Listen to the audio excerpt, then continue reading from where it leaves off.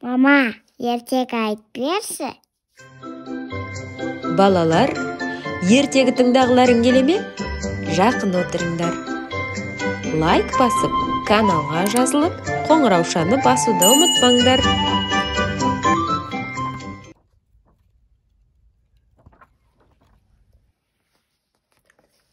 Күн астындағы күнікей қыз.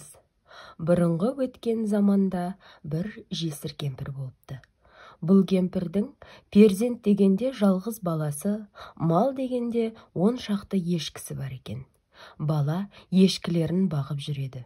Күндердің күнінде ешкілерін далада жайып жүріп, бір топ киікті көреді. Оның ішінде бір алтын мүйізді киік жүреді. Бала бұл киіктерді күнде көріп жүреді. Бір күндері шешесіне келіп: «Далада бір топ киік көрдім. Ішінде алтын мүйізді бір шұбар киік бар. Осы шұбар киікті ұстап алып, ханға тарту етсем, хан маған сыйлық берер ме еді?» дейді шешесі. «Ұстай алсаң алып бар, сый-сияпатсыз қалдырмас» дейді. Бір күндері бала далада ешкілерін жайып жүріп, алтын мүйізді шұбар киікті тағы да көреді. Сол арада әлгі шұбар киікті ұстап алады, ханға алып жүреді. Ханға апара жатқанда ханның үйінің жанында уәзір көреді де: «Мұныңды ханға апармай-ақ қой, маған сыйлап кет» дейді. Бала: «Жоқ, саған әкеле жатқаным жоқ, ханның өзіне апарам» деп уәзірге бермейді. Сөйтіп, алтын мүйізді шұбар киікті ханға тарту етеді. Хан уәзірін оңаша шақырып алып: «Бұл баланың тартуына сыйлық беруге бола ма?» дейді. Сонда уәзір: «Жоқ, бұған сыйлық беруге болмайды. Бұл киіктің астына қоятын тақ болады. Тақтың 2 қанаты болады. Бірі алтын суына малынған, бірі күміс суына малынған. Киік сол алтын тақтың үстінде тұрып ойнағанда дүниенің қызығын көргендей боласыз. Сіздің салтанатыңыз сонда келіседі. Бала соны тауып әкелсін. Сонда сыйлық беруге болады» дейді. Содан соң хан баланы шақырып: «Бұл киіктің астына қоятын тағы болады. Оның 2 жағында 2 қанаты болады. 2 қанатының бірі алтын, екіншісі күміс суына малынған. Соны тауып кел, сонда сыйлық берем. Ал таба алмасаң басыңды аламын» дейді. Бала мұны естіп, жылап, шешесіне келеді. Шешесі: «Ойбай балам, бұған бола жыламай-ақ қой. Өзім іздеп тауып әкелейін» деп жолға шығады. Бір жерлерге келгенде далада жайылып жүрген бір топ киікті көреді. Топ киіктің ар жағында жердің жарығын жамап бір кемпір отыр екен. Кемпірге келген жұмысының мәнін айтады. Сонда жер жамап отырған кемпір: «Мысыр шаһарының бер жағында бір шаһар бар. Киіктің тағын істесе сонда істейді. Баланың қолына 1000 ділда беріп, соған жібер» дейді. Сонан баланың шешесі үйіне қайтып келіп, барлық дүние мүлкін, барлық ешкісін сатып, оның үстіне өзі неше жыл мал бағуға бір байға жалданады. Сөйтіп, баласына 1000 ділда құрастырып береді. Бала 1000 ділданы алып, киік астына қоятын тақ жасайтын Мысыр шаһарына аттанады. Бірнеше күн жол жүріп, шеберге келеді. Киіктің астына қоятын тақ жасатуға келгенін айтады. Сонда шебер: «1000 ділда берсеңіз, мен жасап берейін» дейді. Сонымен бала 1000 ділдасын шеберге беріп, киік астына қоятын тақ істетіп алып үйіне қайтады. Келе жатса, жолында бір үлкен бәйтерек тұр екен. Оның түбінен 2 құдық көреді. Біріншісінің ішінде алтын су, екіншісінің ішінде күміс су бар екен. Бала сол арадай алып келе жатқан тақтың бір қанатын алтын құдыққа, екінші қанатын күміс құдыққа малып алады. Сөйтіп, тақты алып үйіне келеді. Ертеңінде ханға алып барады. Айтқанындай тақты баяғы алтын мүйізді шұбар киіктің астына қойғанда, киік ойнап, сән салтанатын келтіріп тұрады. Хан уәзірін шақырып алып ақылдасады. «Мұнысына енді сыйлық беруге бола ма?» дейді. Сонда уәзір: жоқ, тақсыр, мұнысына да әлі сыйлық беруге болмайды. Енді пәлендей жер астында өскен бір сұлу алтын ағаш бар. Соны әкеліп сіздің есік алдына орнатса, сән салтанатыңыз мұнан әрі келсер еді. Бала соны тауып әкелсін, есік алдына орнатсын. Сол уақытта сыйлық беруге болады, дейді уәзір. Сонда хан балаға: сол жердің астында өскен алтын ағашты алып келіп, менің есігімнің нақ алдына орнат. Сонда сыйлық беремін, дейді. Бала тағы да алтын ағашты іздеп кетеді. Бірнеше күн жол жүріп, бір жерлерге келсе, алдынан бір ақ сақалды шал шығады. Бала өзінің іздеп келе жатқан жұмысының мән жайын әлгі шалға айтады. Ақ сақалды шал: осы бетіңмен жүре бер. Бір жерлерге барғанда биік тауларға кездесесің. Таудың бауырынан бір қоян қашар. Сен сол қоянды қуа бер. Ол қоян барып бір үңгірге кірер. Сен соңынан қалма. Әрі қарай ол сол жақтағы үңгірге кірер. Сен оң жақтағы үңгірге кір. Сонда 40 ұрыға кездесерсің. Олар сені өлтіреміздер. Сонда сен: мен әп-сәттің ішінде ет пісіре аламын де. Бұдан соң 40 ұры саған ет пісіртіп қарап тұрар.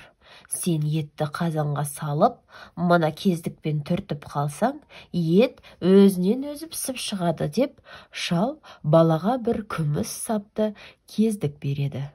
Сонымен бірнеше күнге дейін сонда ет пісіруші болып жүресің. 40 ұры сені үңгірге тастап, өздері сыртқа шығады. Сол уақытта түкпірдегі бір ақ сандыққа көзің түсер. Сол ақ сандықты ашсаң, ішінде бір көк сандық болар. Соны ашсаң, ішінде қағазға ораулы дәріні көресің. Дәріні алда пісулі тұрған етке шаш. Сол уақытта 40 ұры бірінен соң бірі келіп, есік алдынан өле береді. Содан соң үңгір үшін араласаң, көп ұзамай іздеген алтын ағашың алдыңда тұрар. Сен алтын ағаштың бұтағынан кесіп, қолыңмен ұста. Екі аяғыңмен ағаштың түпкі тамырын басып, екі көзіңді жұм. Сонда таң ата ханның есігінің алдында ағаш өзі келіп орнайды, дейді шал. Бала шалдың айтуымен жүріп келе жатса, таудың үңгірінен қоян қашады. Бала қашқан қоянды қуа береді. Қоян бір үңгірге барып кіреді. Бала соңынан қалмайды. Сәлден соң үңгір екі тарам болып кетеді. Қоян сол жақтағы үңгірге, бала оң жақтағы үңгірге кіріп кетеді. Үңгірдің ішіне кіріп келсе, балаға 40 ұры кездеседі. Бұлар баланы өлтірмекші болады. Сол арада бала лезде ет пісіре алатын айтады. Бала етті қазанға салып, баяғы шал берген кездікпен етті түртіп қалғанда, ет өзінен өзі лезде пісіп шығады. Сонымен ұрылар баланы өлтірмейтін болып ет пісіруге қояды. Бала бір сыпыра уақыт сол 40 ұрыға ет пісіріп жүреді. Күндердің күнінде бала ұйықтап жатса, бүйірінен баяғы ақсақалды шал түртіп, етке тойған соң ұмыттың ба, дейді. Бала оянса түс екен. Сол арада ойлап тұрса, баяғы шалдың айтқандары есіне түседі. Жан-жағына қарайды. Шал айтқандай бір бұрышта ақ сандық тұр екен. Жалма-жан кілтті іздеп тауып алып, ақ сандықты ашса, ішінде бір көк сандық бар екен. Оның ішін қараса, қағазға ораулы дәріге көзі түседі. Бала дәріні қолына алып, 40 ұрының сыртқа шығуын аңдиды.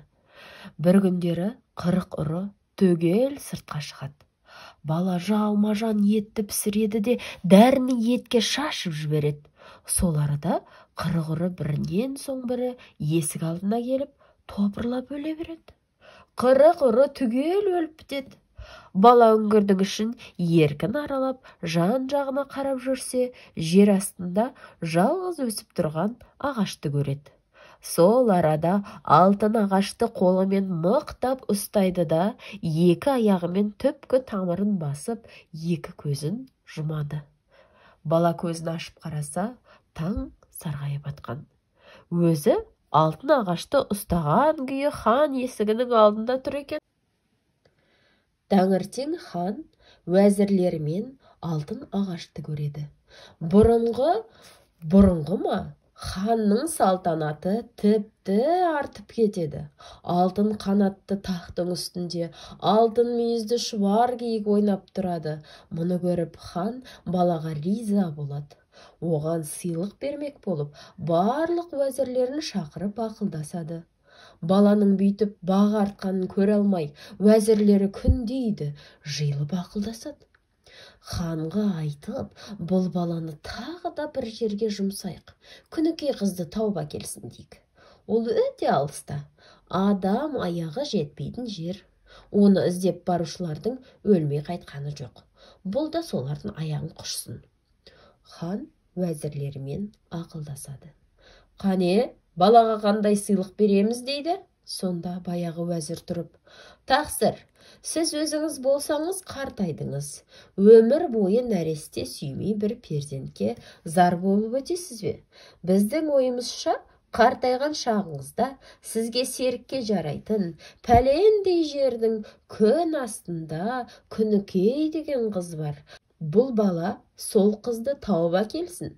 Сонда мықтап сыйлық беруіңізге болады дейді.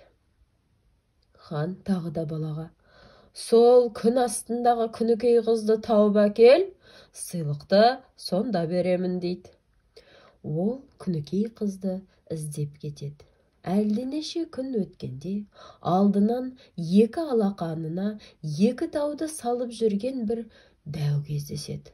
Бала дәуден жөн сұрайды. Сонда дәу, күн астындағы Күнікей солуды іздеп бара жатқан бала сен болсаң, мен жолдас болғалы жүрмін дейді. Бала, сол мен боламын дейді. Сонымен екеуі жолдас болып келе жатып, бір тыңдаушыға кез болады. Бұл да балаға жолдас болып ереді.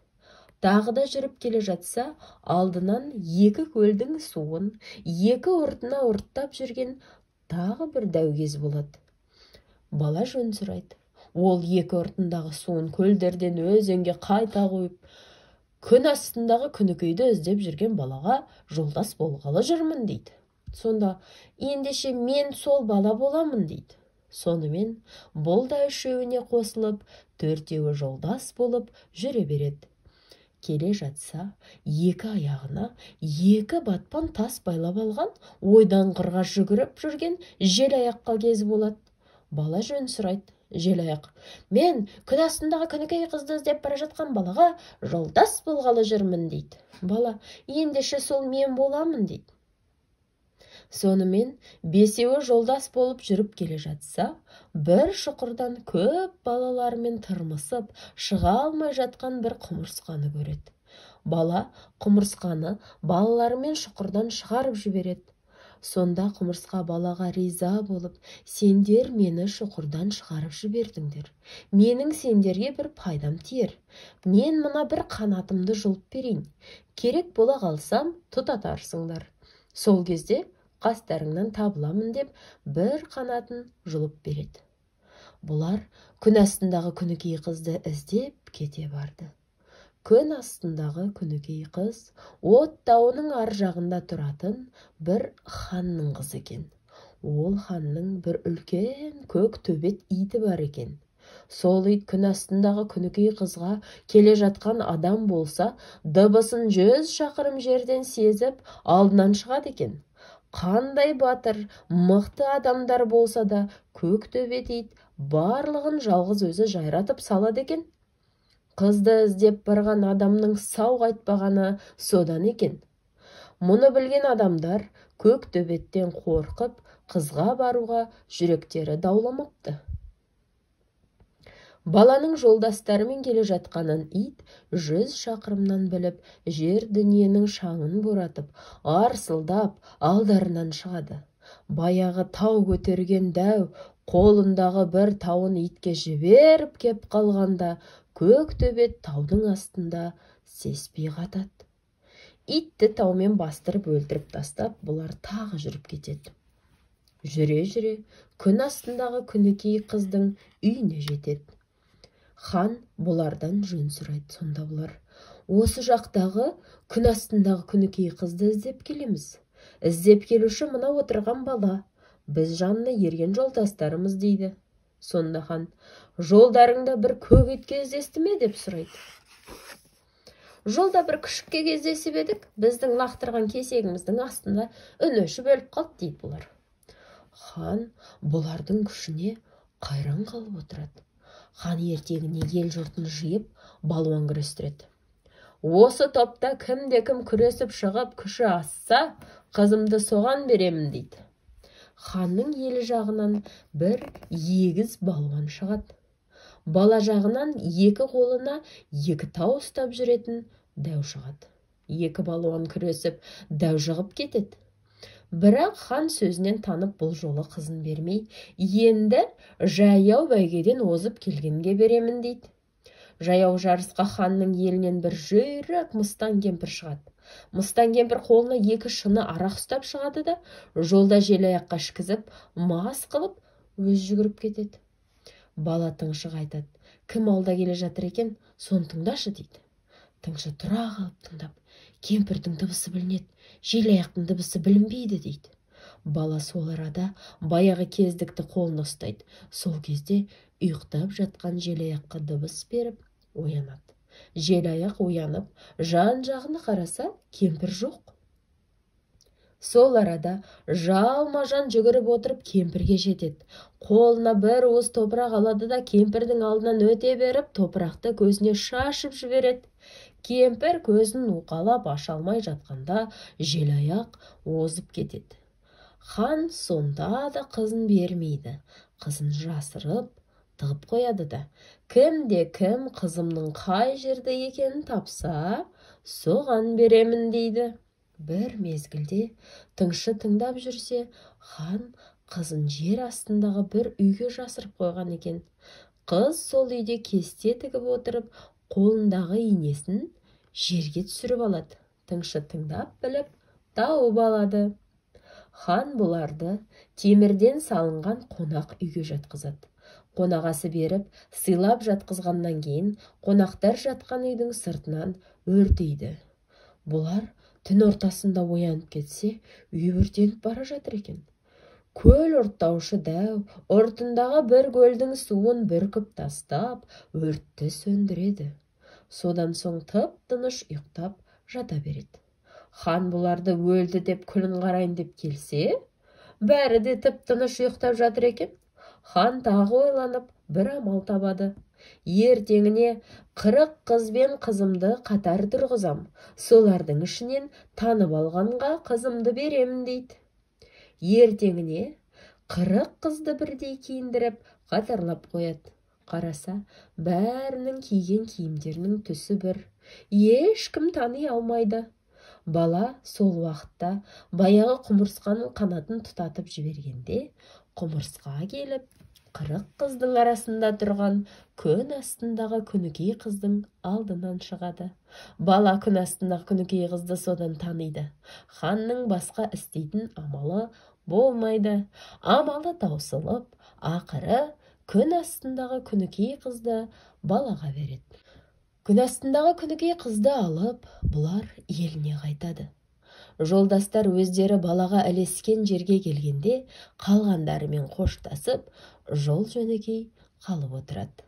Бала келе жатып өзінің басынан кешірген уақиғаларын бастан аяқ қызға баян етеді. Оны ханға апаратын айтады. Қыз оқымысты, сиқыршы екен.